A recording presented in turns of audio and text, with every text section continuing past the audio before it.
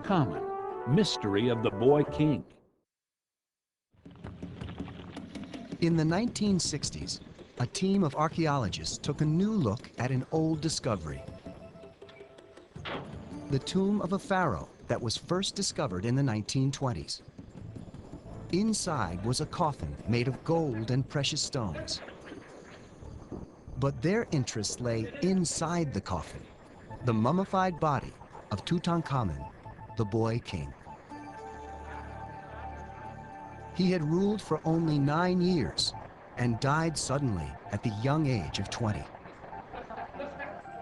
With the help of technology, doctors began to unravel a mystery thousands of years old.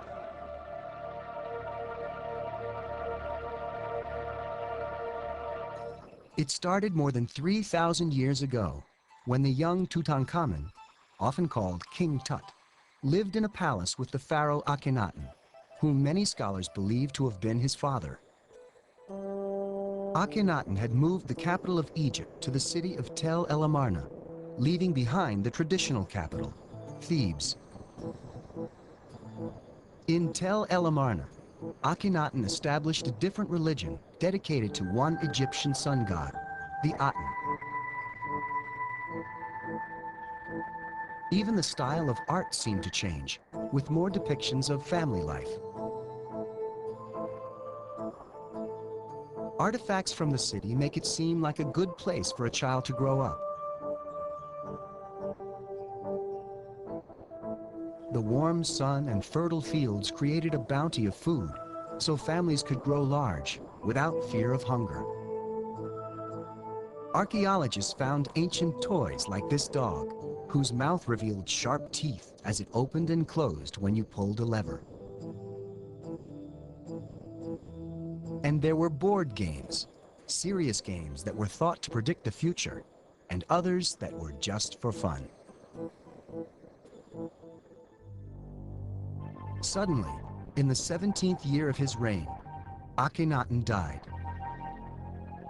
It is also presumed that Tut's mother, still unidentified to this day, had passed on as well.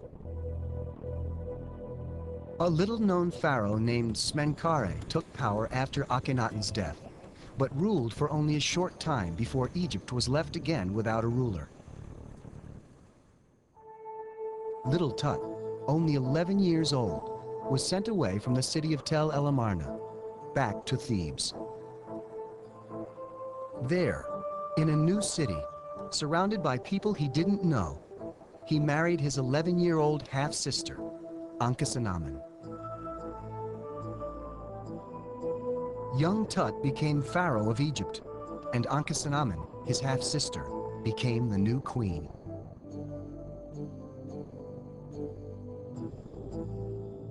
The two young orphans are shown in this shrine. Each of the scenes shows Ankhesenamen in the role of a loving, supportive wife. As Tutankhamen hunts, Ankhesenamen holds his next arrow. Another shows Tut pouring perfume on his bride's hands.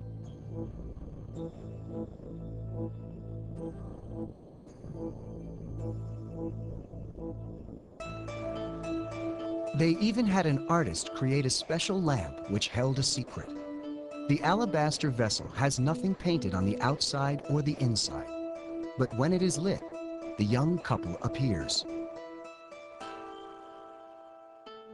The trick is that there's a second, smaller cup carved to fit inside, on which the couple has been painted. So the painting can only be seen when the lamp is lit.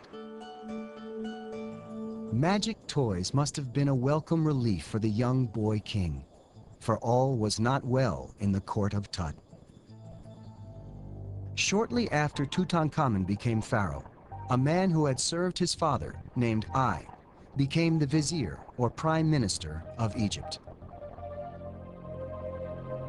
Ai probably had a very strong influence over Tut and the decisions he had to make as a king. Young Tut did not know politics or military strategy or economics. Ai did. Ai also controlled access to the palace. No one could enter or leave without his knowledge and permission. Tut ruled in this way for only 9 years. Suddenly and mysteriously, at the age of 20, Tut died.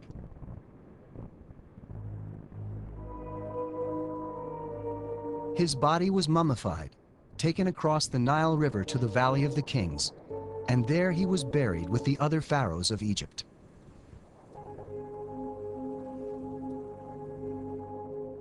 We don't know exactly how Tut died, but there is evidence that he might have been murdered in his sleep. X-rays of Tut's mummy show a wound to the head with a heavy object that would have killed the king. Many think that I was responsible. What happened next could be proof of a motive. During his reign, Tut's 2 children died. With no heirs, the throne was left empty, and I may have seen an opportunity. Ankhesenamun, the queen of Egypt, was forced to marry I, a man old enough to be her grandfather. With that marriage, he became the new pharaoh. Then, sadly, like her husband before her, Ankhesenamun mysteriously died. Did I kill her? And did he kill Tut? The whole truth is lost forever in the desert sands.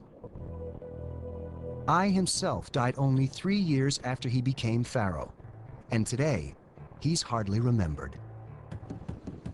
But King Tut, the young boy who became king of Egypt when he was only 11 and ruled for only 9 years, over 3,000 years, he has become the most famous pharaoh of ancient Egypt, and his tomb one of the most visited sites in all of Egypt.